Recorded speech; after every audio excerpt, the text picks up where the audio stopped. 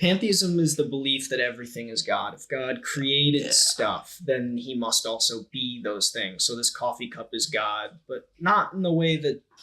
Aristotle says God is thought thinking itself. All of reality is a configuration of thought. You know what I mean? Yeah, when I was little, I used to do like YouTube stuff. Yeah. But like I think a lot of kids did. What did you used to do? I never did a video, but I remember like in the 6th grade, I used to tell people, like I used to tell my professors and my teachers in DR I wanted to be a YouTuber, and they looked at me crazy. Yeah, I always watched like Casey Neistat. Casey Neistat? Yeah, he has a couple famous videos like snowboarding in New York. Okay. He's the guy who wears the sunglasses. They're like black Mhm. Ray-Bans. He hasn't done anything like too professional. I think he must have had an HBO show about a decade and a half ago. But he kind of got me into like how it was possible to do independent filmmaking, and it is accessible. Mm-hmm. Is that something you want to do? You want to write? You want to like make movies? Yeah, I think as an English guy and a writer, I like as in English, as in you're British, or English as English in... as in I'm an English major. Yeah. But I think that would be the end goal in an ideal world where all things worked out. I would be happy doing that. Why? Okay. Yeah. Why in an ideal world only? Like, why don't you go do that? Like, you know what I mean? No, I don't know. People always tell you to go follow your dreams and such, but sometimes to do what's right, you have to sacrifice one dream for another. Okay. And I think my actual dream is I want the white picket fence, the kids, the wife, a nice job, nice car, camping weekends such as that. I think that's the wholesome life. Yeah. I agree. That is a wholesome life. That's funny because like you differentiate between like the dream and what's right, or like damn, bro. That shit made me kind of sick. Oh God. Oh Lord. I think there's I do think there's a difference between what you want to do and what you should do. There's also this note there in that like it sounds to me that what you really want is like again that white picket fence and that comfortable life, but rather that like filmmaking might be kind of like not a temptation, but just like a tempting thought, something that you find entertaining. Right. And you can see in my actions how that dream manifests. If I was more passionate about filmmaking, I would be writing more, and I would be making short films. But I don't find myself doing that. It's not that it's too hard or too complicated. It's something it's in the back of my mind, but it's not something that I actively pursue, which I think is a strong indicator. You're not motivated enough to get started and like actually like not get started, but to like put in all the work required. Right. And I don't know if that's a lapse in my work ethic, but I mean, I commend you for admitting it, because I know a lot of people who say it.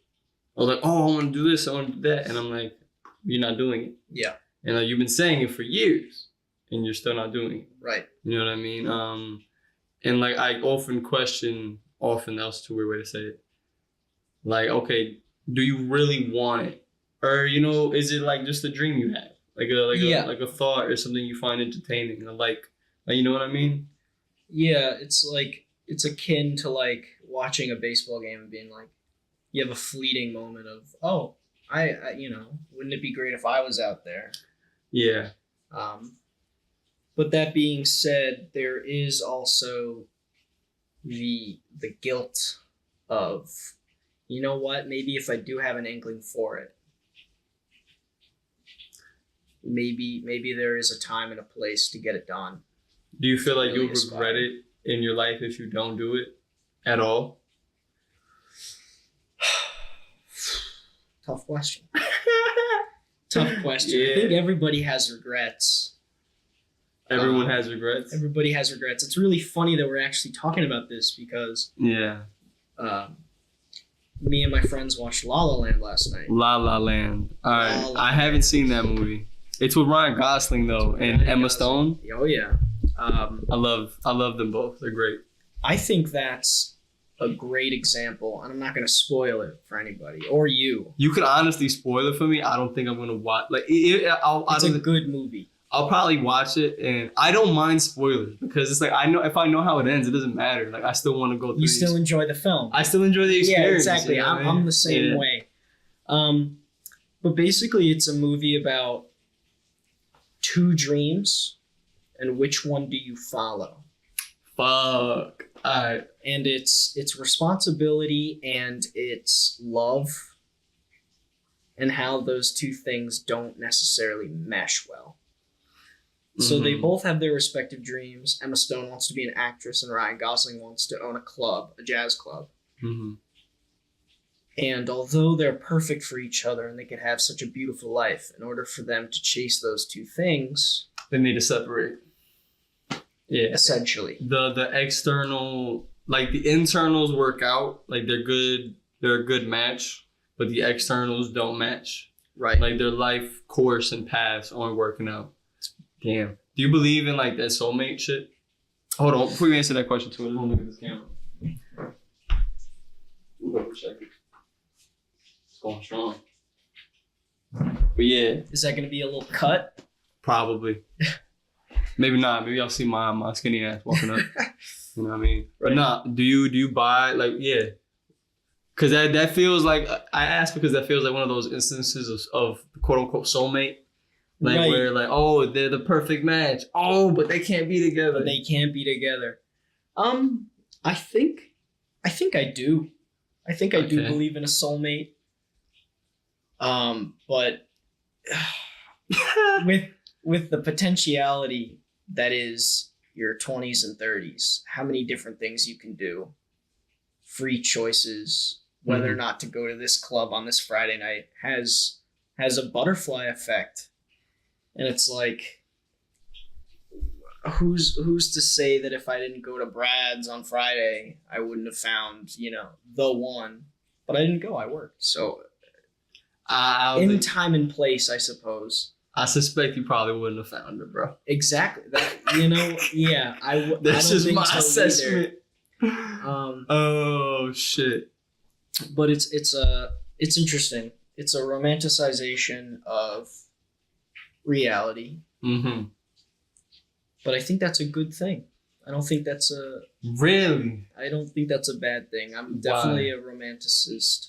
I have romantic tendencies that I have learned to dislike and disagree with. Okay. I won't even say dislike. I don't dislike it. I just disagree with it sometimes. Well, sure, there's always the battle between viewing the world as material and viewing the world as everything. And that is quite a hard balance to bring them both together. That's an interesting way to phrase it, material and everything. What do you mean by that? So I think that there are I'll refrain from getting too metaphysical, but Brother, you with me. You cool. It's cool. right, okay. So there's the material. Yeah. This Don't table knock on the wobbles. table. Oh, Don't knock. They also the mics. Just Def got that. You know what I mean? I'll knock on the wall. Yeah. There's This is actually this. a fake wall. There's not a real wall here. No. It's green screen. That's So, a green screen. This is physical, Yeah.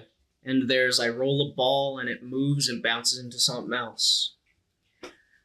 But then there's other things that Yeah. for some reason exist despite the confines of this. Despite the not- confines of physical space and material objects. Yeah. So you mean like, so when you say everything, you mean like Everything we can possibly conceive of. like love, like yeah, all the intangibles.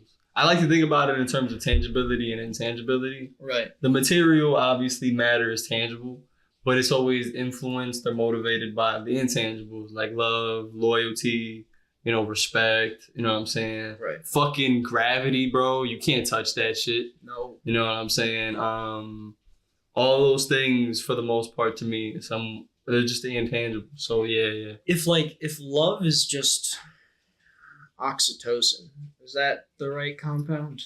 I don't fucking know, but in some sense, that would be a tangible form of or a tangible example. Not even example, but that's just like the physical form of love. Why does that manifest in other things?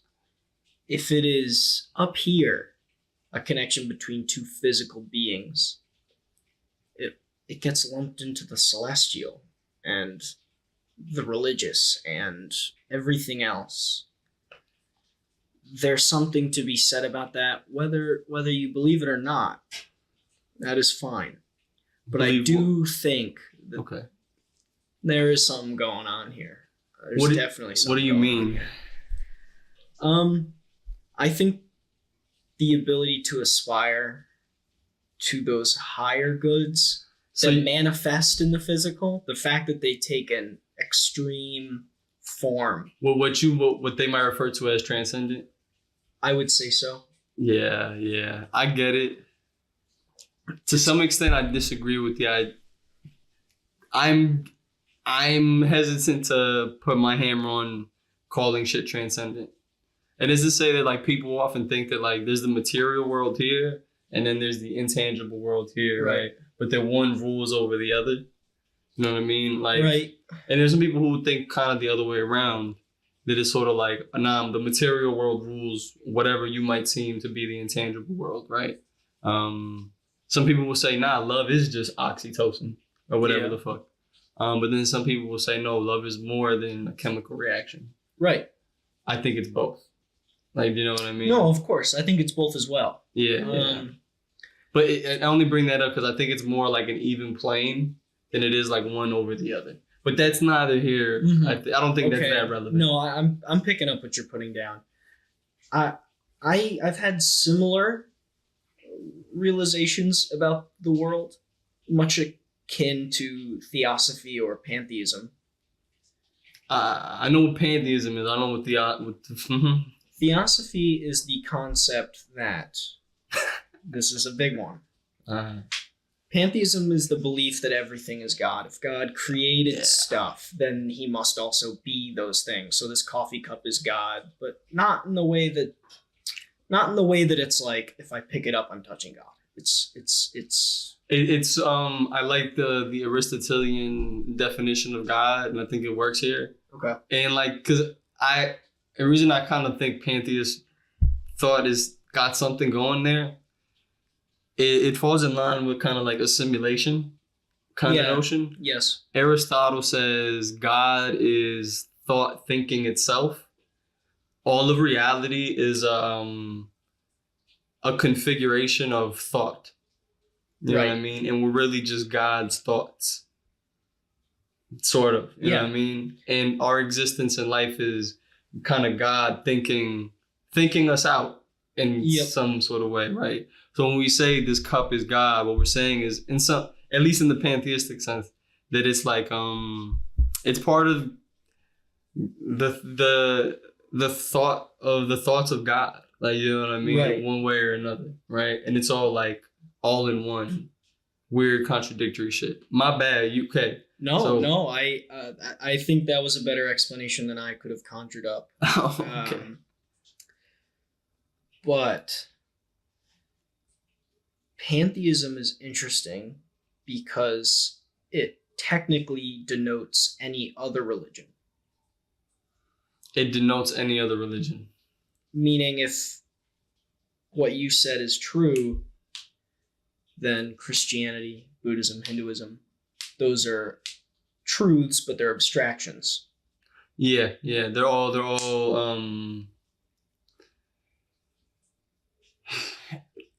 Fuck yeah. They're abstractions, but I know what you mean. It's sort of like it's not abstract in the sense necessarily where you can't touch it, Right. or like it's hard to think about, but like the abstract on a paper, it gives you a synopsis of like the main points of the whole paper. And we all got different papers on God. Yes. You know what I mean? And that's kind of where theosophy comes into play. All right. So theosophy takes pantheism one step further. And pardon me if I'm explaining this incorrectly, but theologians, get my mans. Yeah, fact check me on this. Are you also theology minor, perhaps? No, just English and philosophy. All right. And philosophy is my minor. Theosophy is the concept that, well, maybe everything isn't necessarily God per se, but it deems all religions as valid. It is a stab at the holistic truth of everything. Because if Christianity is true, well, then why is there Buddhism and Hinduism, and why are those so profound? You can't, and Islam, you can't discount entire religions and say, I find it awfully offensive to say my religion is correct. I believe in this thing.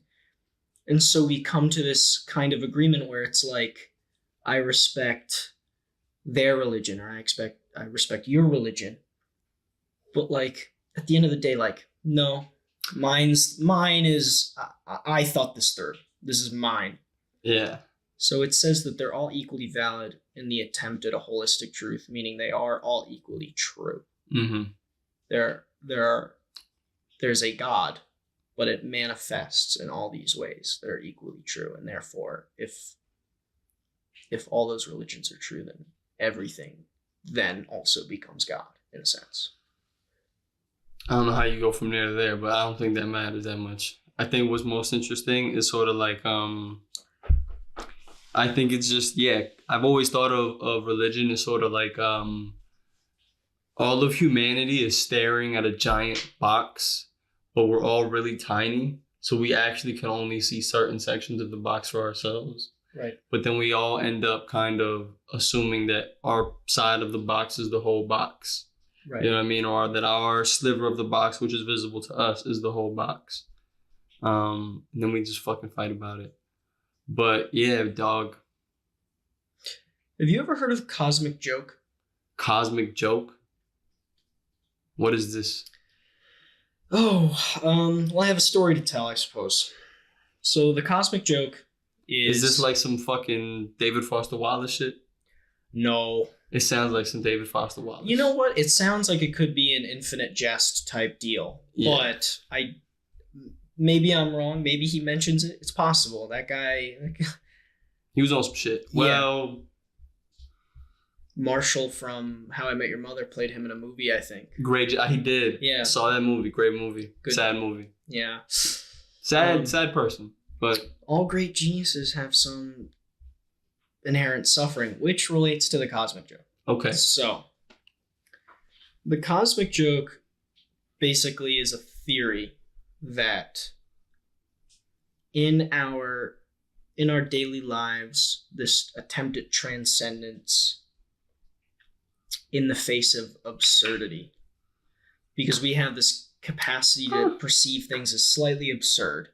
Yeah. So we're attempting to normalize and flatten the curve. Let's limit absurdity and make things seem tangible and purposeful.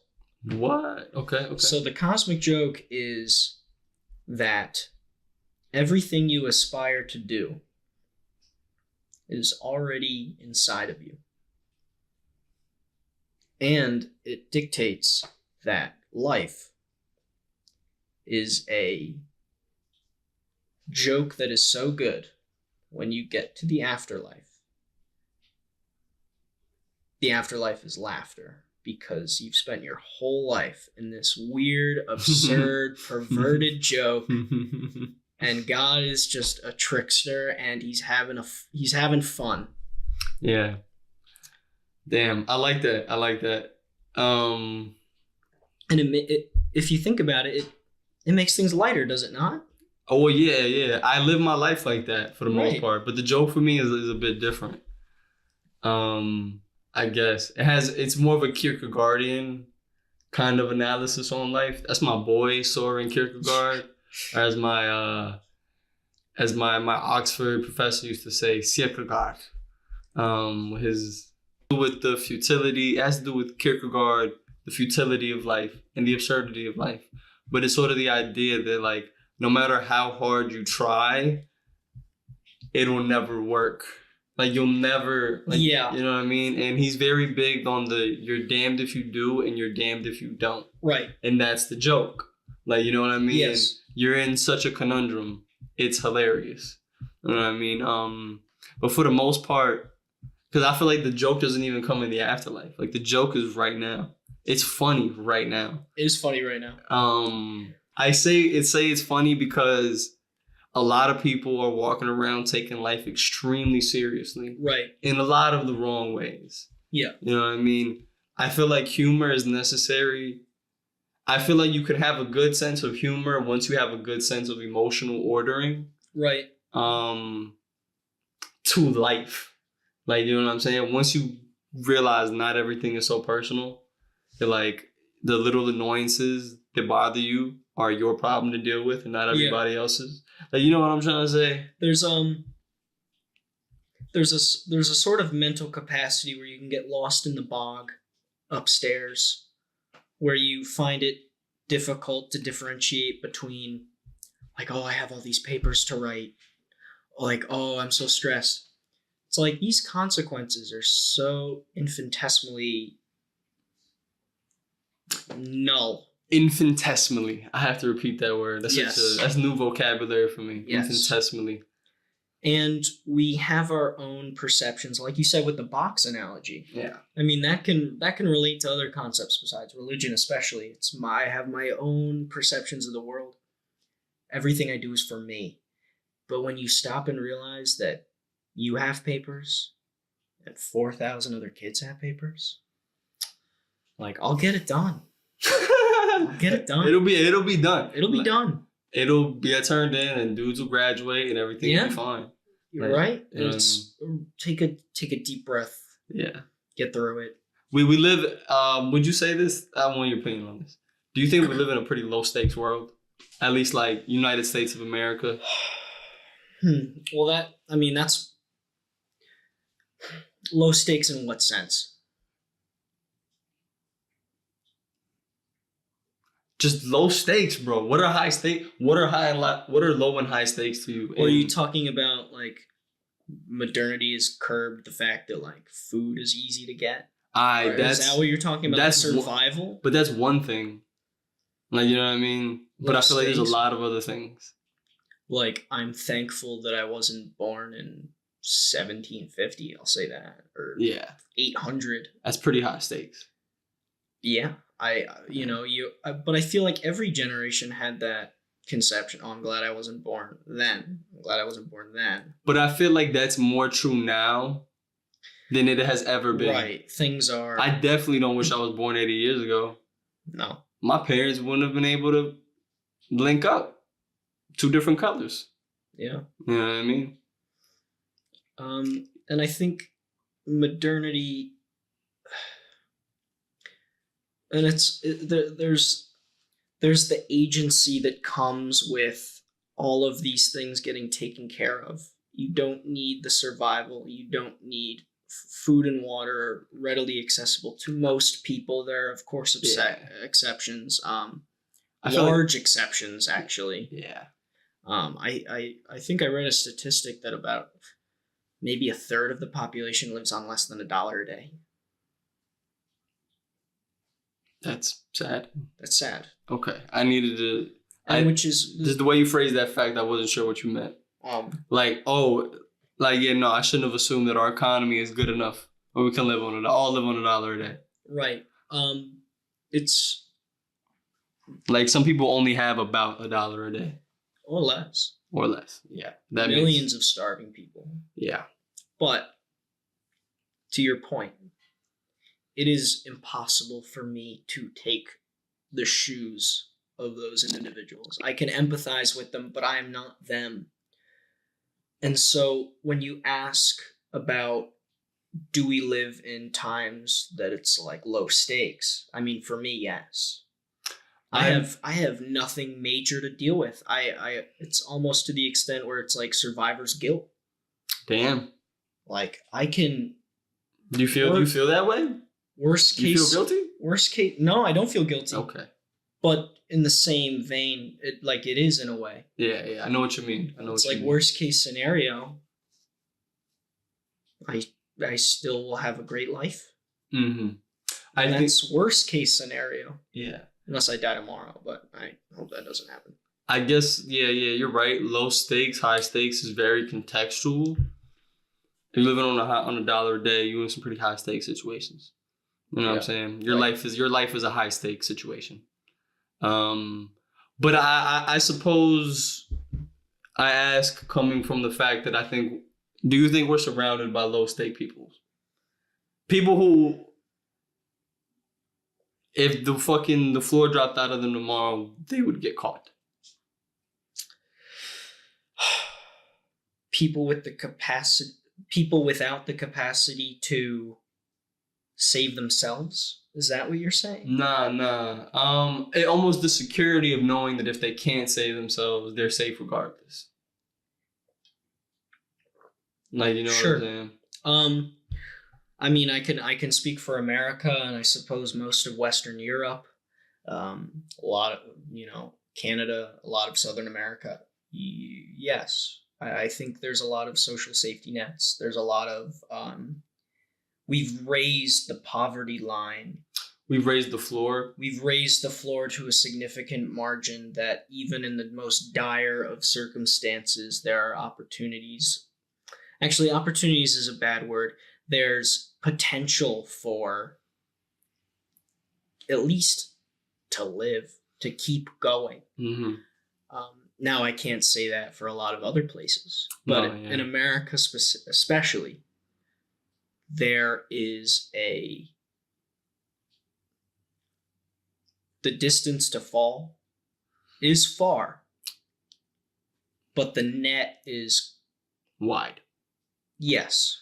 There's not a... And it's not to say that people don't fall through the net or the net doesn't catch some people on the edges. Yeah. But it's like, yeah. It's easier to live today. I'll say that for most people. Mm-hmm. No, absolutely. God damn. You won't die from getting a root canal. I'll say it like that. Yeah. Diarrhea. No dysentery or scurvy, stuff like that, I guess. Diarrhea might not hurt as bad. There's always Pepto-Bismol and... Pepto-Bismol. Tums. We should get some ad promo for that one. Yeah. Sponsor us. Yeah. But I want to go back real quick to film. Oh, real quick. I know that's going so far back. Yeah, there's got to be going back to the holistic nature. Yeah. We'll go back to film. We got plenty of time to cover whatever the fuck, man. But so I've read this book. I highly recommend it to everybody. I've read it like 5 times. It's The Alchemist. Have you ever heard of that book, The Alchemist? Sounds very familiar. Who wrote it? I think his name was Paulo Coelho. The Alchemist. That sounds very familiar. Mm-hmm. I might be butchering the name or getting it wrong entirely. But The Alchemist, it's about this kid in Spain at some old period in time. I think it was like it might have been like the reign of like the Ottoman Empire. Okay. And like when like Rome sucked and shit. I don't know. Like after that, what are the Byzantines? I don't know what you call that. Byzantium started after the fall of Constantinople. It's Turkey. That geographic region and time period. Right. Sure.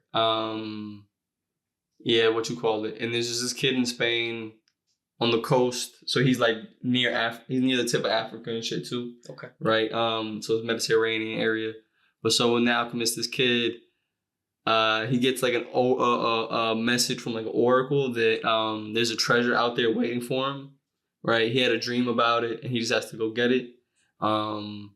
And along the way, you know, he meets this man who tells him like you need to find your like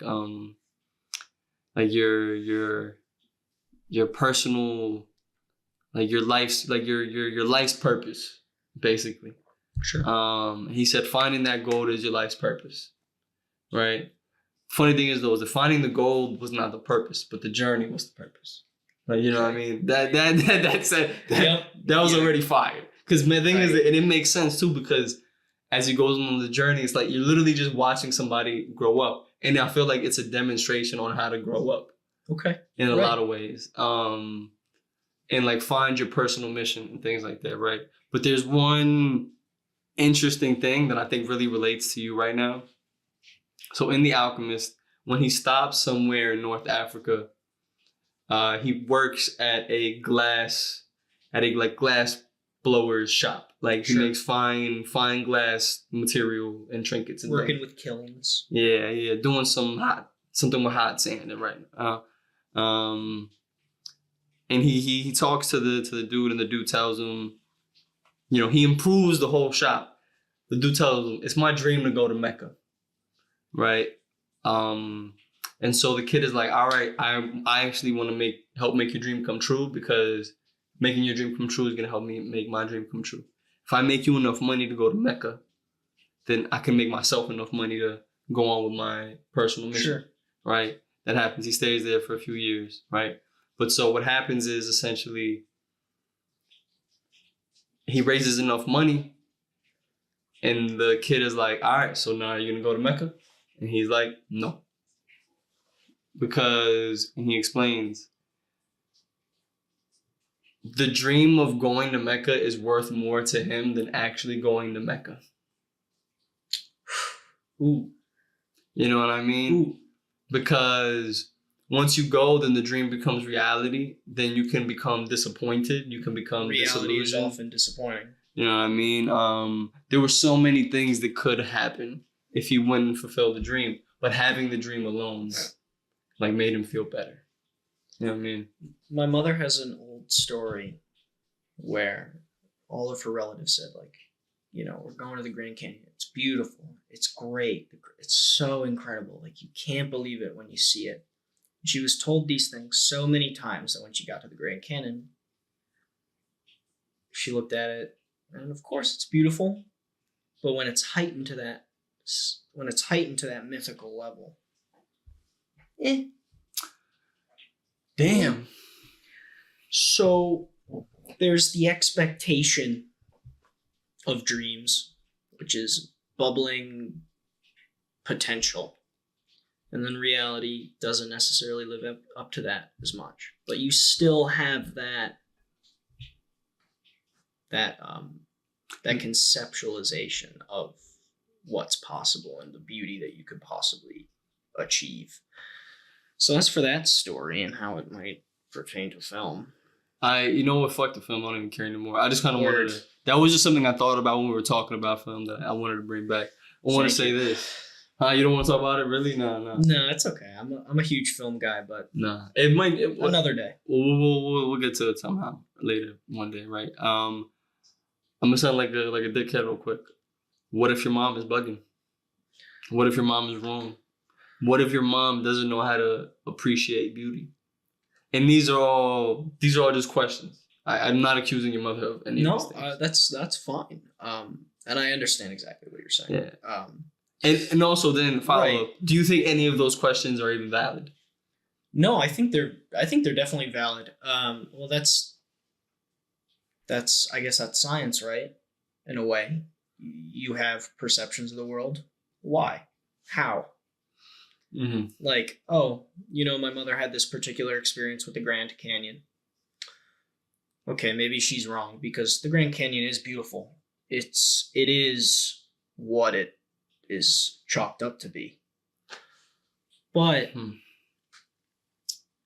to her, how it was digested didn't resonate in the way that it, I guess, should. And I guess that's because of the influence of other people telling you, oh, this is great, this is amazing, this is phenomenal. It's like... But they don't even really tell you why, though.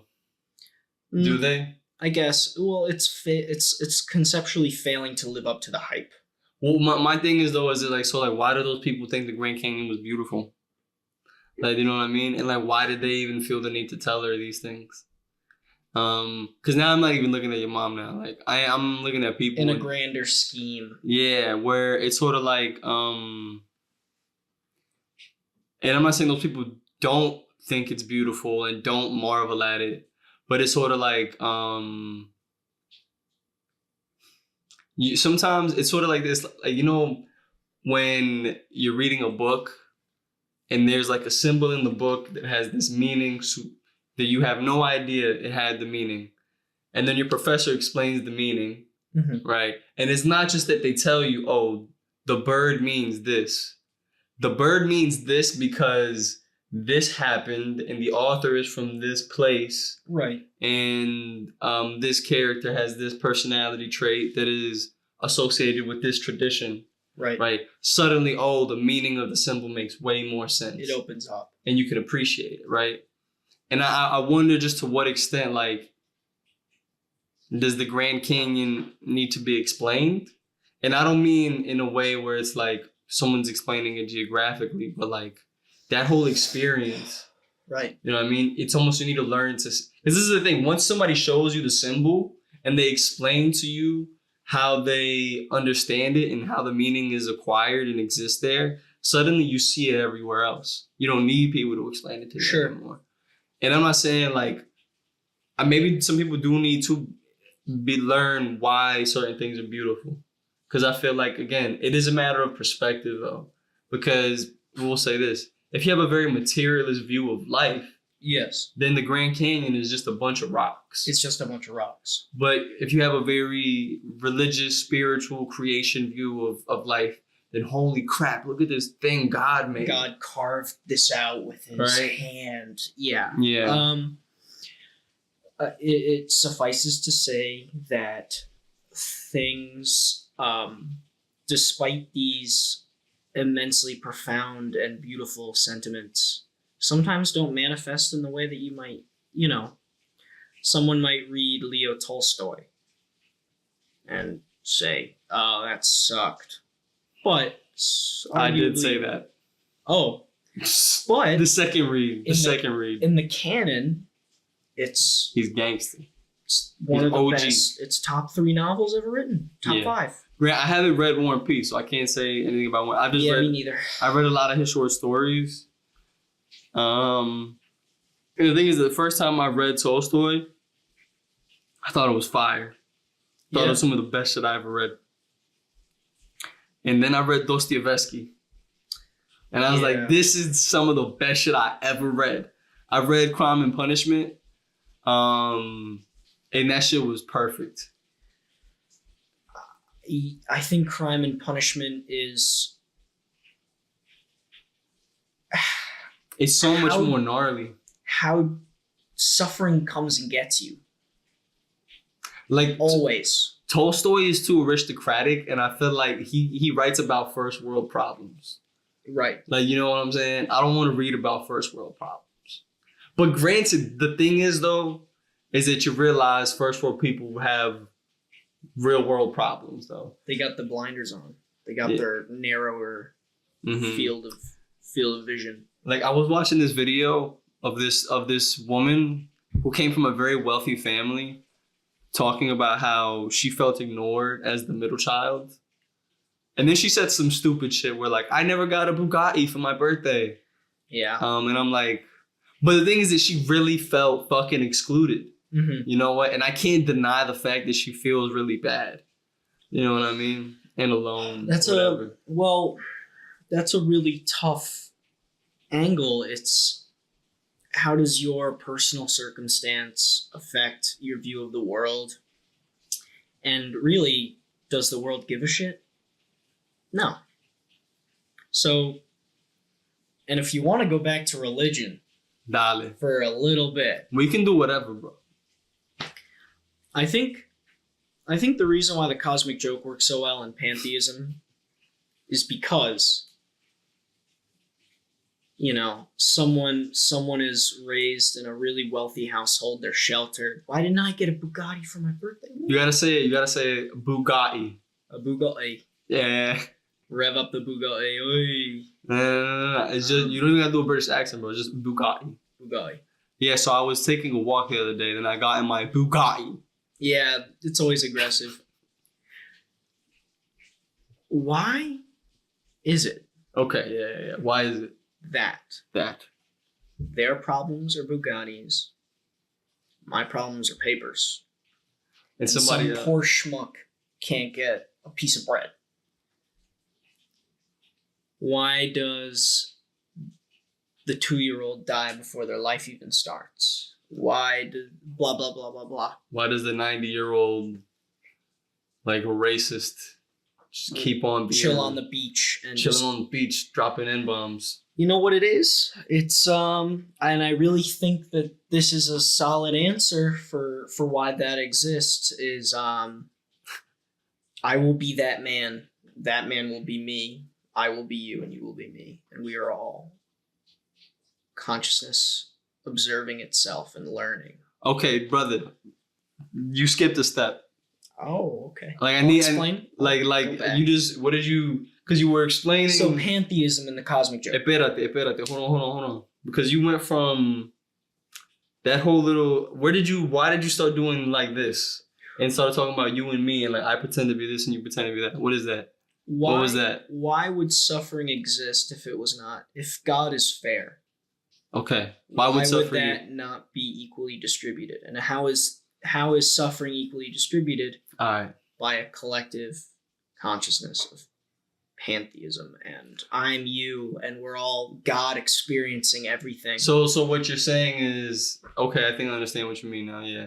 What you're saying kind of is like, if God is me and God is you and God is everything, why is there an unequal distribution of suffering? Yes. Okay, that's what you were saying. Right. All right. Okay. Now continue. I just had to get that. So I had to understand it. I think to some extent it almost makes sense that we're all one. But in order for that to work, time has to be cyclical. Yeah, I do believe we're stuck in a time loop. But that's not a bad thing. I agree. I don't think that's a bad thing. I think what would be the greatest if you were to die? What would be the greatest joy you could have? Would it be floating and lounging in the afterlife? Like, no, I don't think so. If in your grandest aspirations of the afterlife, you'd either want to be a spectator or you'd say respawn. That's hilarious. You'd want to play again. That's funny. I know. For me, it's like in physics. I think they have like 3 conclusions to the universe's end. There's a heat death. Everything will kind of like become hot, and then there's like I think the lights out theory. Everything will kind of just spread out and too far. All the lights will just die out, and then pitch black cold. I think that's the cold death. But then there's like the big crunch. I haven't heard of that one. And the big squeeze or something like that. I might be off on these names. Somebody correct me. But it's the idea that like since the universe is expanding constantly, eventually it's gonna come back down. Yep. And then all over again. And then like we're really just kind of in this fluctuation of contracting is when it closes or when it opens? Yes.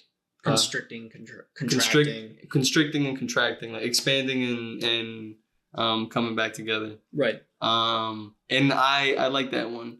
In addition to that, there was a modification to that theory added maybe a year ago by last semester by my physics professor, another physics professor. This dude said that there's another theory. They think time moves forward because space is stretching. Sure. Forward, outward, from our Right. perspective, right?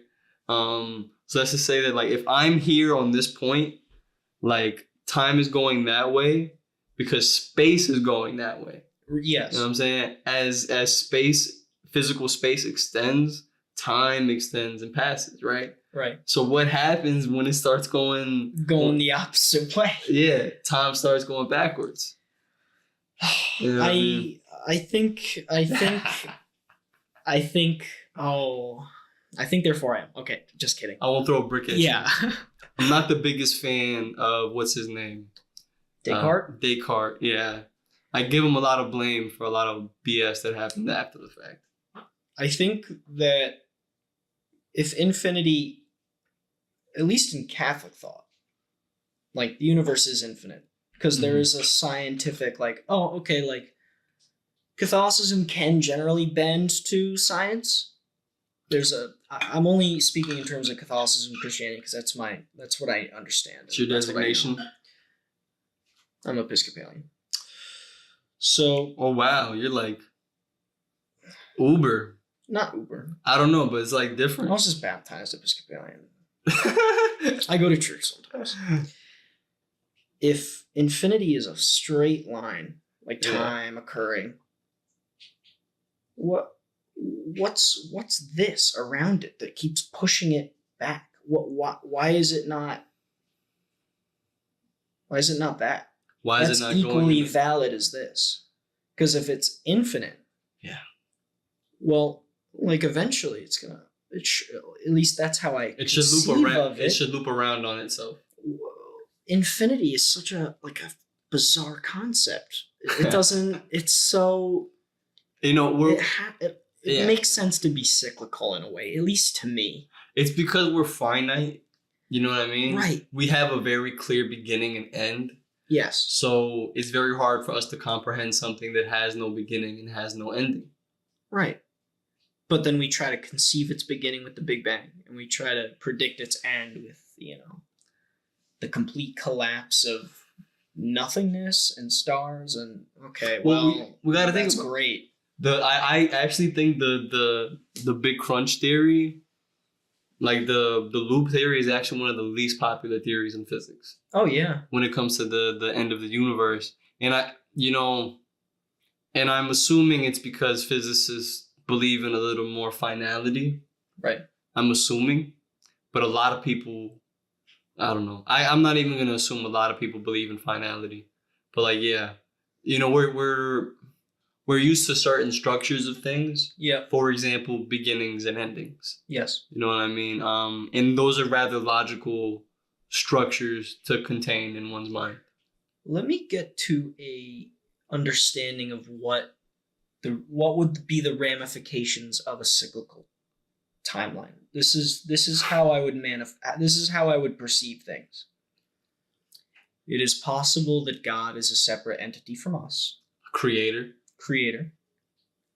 Or, going back to the pantheism angle, who is to say this is simulation without technology removed from simulation. So it's simulation and ideology that it's a creator making something and he's kind of like finagling with stuff. And he's outside of it though. That's the big difference between I think pantheism and whatever the alternative is. Right, theosophy.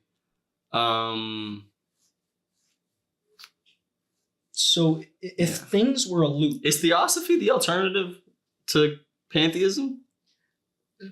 It can. Because theosophy would technically also accommodate for pantheism because it says that all things are valid. So this is what I mean by that though. When I mean alternative, specifically I mean in regards to like one of the main distinctions between pantheism and creationism, and I think that's what it is, is that God is that creator is outside of the universe. Outside of everything. He's like separate entity. Whereas again, pantheism, God is the universe. God is the universe. You know what I mean? So theosophy, it actually captures both of those. Yes. You know what I mean? But like, back and track on theosophy. I want to look at those two things specifically. Why did I bring those up again? Can you remind me? We were talking about loops.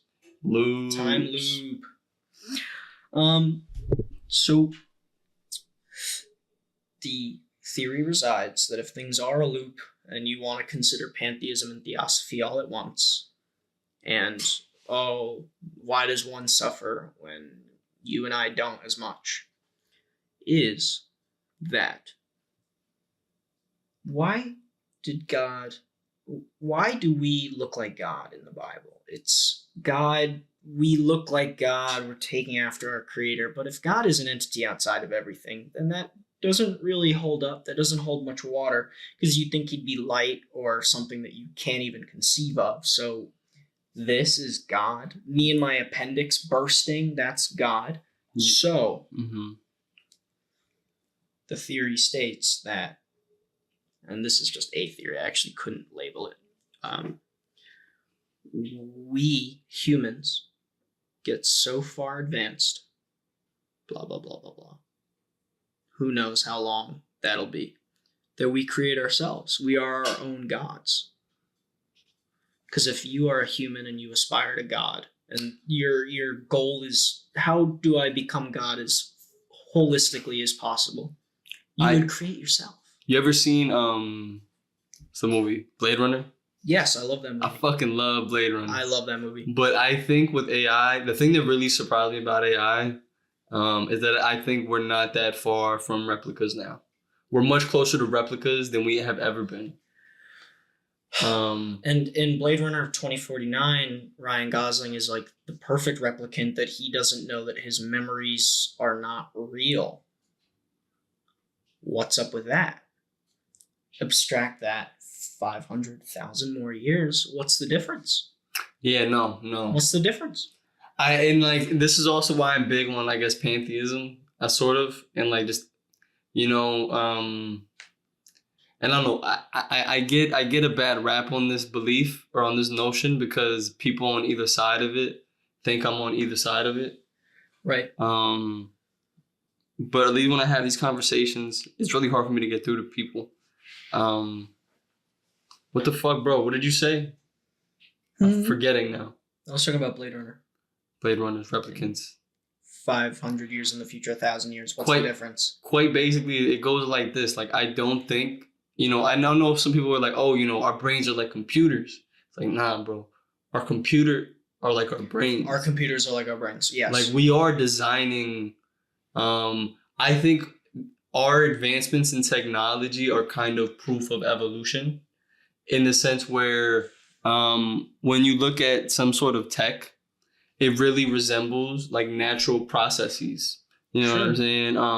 AI using language models is really, I think, exemplary of our intelligence and how our own intelligence grew via language and communication, right? Because it's like, once you're able to learn on your own, you might be able to produce consciousness on your own, I think, to a certain extent, right? Right. And I say this to say that so much of what we do imitates art and life and nature that I think, again, even our ability to create is just another product of nature. You know what I mean? And we're imitating nature again. What is the most beautiful architectural design? What's the most beautiful sculpture? What are the most beautiful paintings? It's trees and grass and us, and we are constantly in the pursuit of making us. Yeah. We have this I mentioned it, like, I had this argument, it was either yet today or yesterday with my roommate Andres. This motherfucker, but it's so a lot of people will tell you human beings are more than animals. And how do you feel about that statement? Oh, well, then we get into the soul argument. Do we have souls? Which would be the differential. I don't even know. No, fuck that. I don't even want to go there. Well, go ahead. Obviously, like, yes, we are flesh and blood. But you don't think animals have souls? What kind of soul? Why does it matter? It does. Why? If we are at the pinnacle, well, this goes to Kant. If we are at the pinnacle of evolution on Earth, why? It's like, okay, so let's say we evolved to have eyes. And what is the purpose of eyes? To see, scan for threats, but it's also to observe beauty. Kant says that if we were to have evolved in this way, that our body functions fairly well to accommodate for the surroundings, why would we have evolved to rationality? That isn't good for our survival instinct. It's actually contradictory to our survival instinct in some ways. But this is like, okay, this is all the language you spoke has so many underlying assumptions. So first of all, I want to put it to you like this, like we're making a lot of we set, okay, we did this. This is what our species did. Sure. Okay? This is what our species did. We set a standard for success that only we could meet, and then called ourselves the ape, like called ourselves the pinnacle of the food chain. And like essentially we are, you know what I mean? But it's sort of like by setting that precedent and believing that precedent, we have therefore entitled ourselves to certain actions. You know what I mean? A lot of people think survival of the fittest means survival of the strongest. And it's not. It's not necessarily. We're not the strongest species. No. We're strong in our intellect and creative capabilities. You know what I mean? But again, I think that is just another adaptation of nature. You know what I'm saying? We have been selected for in some sense. You know what I mean? Right. And I don't think, again, my main issue with that thing is that I feel like a lot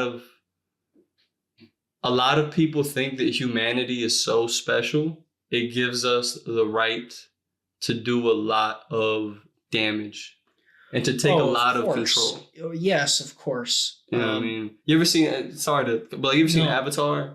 Not the Last Airbender with the blue people, the Na'vi. Yeah, right. When they kill an animal, they do it with the utmost respect. Right. You know what I'm saying? It's almost shameful. Yeah, it's almost shameful. It's shameful, yeah. You know what I mean? To kill life, right? And I think about like hunters, like some hunters that I just seen like YouTube videos on, like these guys, like they don't, how do I put it? They take funny pictures with a deer and post it online. Like, there's those. Look at this. There's those guys. Yeah, I wasn't even talking about them. I'm talking about the guys who when they fucking kill the animal, they're almost like it's ritualistic. There's so much like sanctity and sacredity involved in the killing process, in the gutting process, the skinning process. Right. There's so little waste involved. You know what I mean? Sure. There's no publication of it. There's some. And it isn't taken out of necessarily a dominance or entitlement. Like I didn't kill this animal because I was better than it. I was killing it because killing it serves an ecological purpose. You know what I mean? I have a problem with what you just said. Okay. So I'm about to be mauled by a tiger. Yeah. You have a gun. Yes. I'm gonna kill the tiger. I'm gonna kill that's not the point. I'm gonna protect my species. Because I value your life more than I do. More than the tiger. Yes. Why? That is a good question. Why? We're one and the same. Because you're my species. Like you're also what's racism? Well, that's species gone. That's interspecies hate. Do tigers hate tigers with different colors? No. No, but they do hate tigers that get in the way of their food. Or they get in the way of their mating. You know what I mean? think that's a far abstraction from like racism. Not really, because here's where I'm gonna put it to you. Where a tiger is alone, right? So it can't necessarily be tribalistic, but it can be territorial. And the thing is that tribalism and territorialism are grounded in the same like biological function. Sure. The protection of resources and competition. We form tribes out of competing ideas. You get what I mean? And low-key, so why would we go to war? Historically, we've gone to war over resources. And like just my nationality is better than yours and all but that. That's what those things. That's what I think. Those things evolve from those things. Like, you get what I'm saying? I feel like, it starts off with us fighting for resources, and then it becomes you kill my brother. Now I personally hate you. Right. And everyone who looks like you. You know what I mean? But then there's also warfare of religion. That is not those things. In some cases, I think those are cover-ups. But in the cases in which they're not, I want you to explain. Like, because, like, kind of like 9/11. The Holocaust. Yeah, okay. That was not over... That you can argue that was slightly over resources of some kind. Yes. Because World War I, Germans come back to see a lot of businesses that have been occupied by Jewish individuals. Yeah. So yes, it could be over resources, and maybe the religion kind of like I feel we often seek symbols for our hatred. Right. Yeah. What can we all look at collectively to attack a certain, but that doesn't seem like a good enough reason to do such a thing. To do what? Like genocide? Well, obviously, or no, kill not a tiger. just like, or protect you from a tiger. Just like, yeah, it's like in your rationality, you could say like, oh, like, yeah, I'm gonna kill the tiger over Andrew. But if you stop and think about that, there has to be a necessitative reason as to why that's beyond species dependency. That's I don't disagree. I don't disagree with you that's there, but that's not what I'm arguing. I agree that that's there, but it's sort of like if the tiger could talk, it would choose its cub over you. Mm-hmm. You know what I mean? So that thing motivating the tiger is the same thing motivating me. Like, you know what I mean? And that's why I don't think it's that different. I think we're more evolved than the tiger. Right. And we can express that thing that we're all experiencing better than the tiger. But I don't think that the tiger is not experiencing it. I've taken a position on this argument for the sake of just creating a debate. Go ahead. I don't care. I think the reason why I would adamantly disagree with this is not because I have any like rational empirical proof. You just feel different.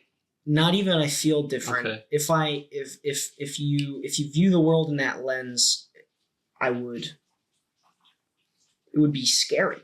Why?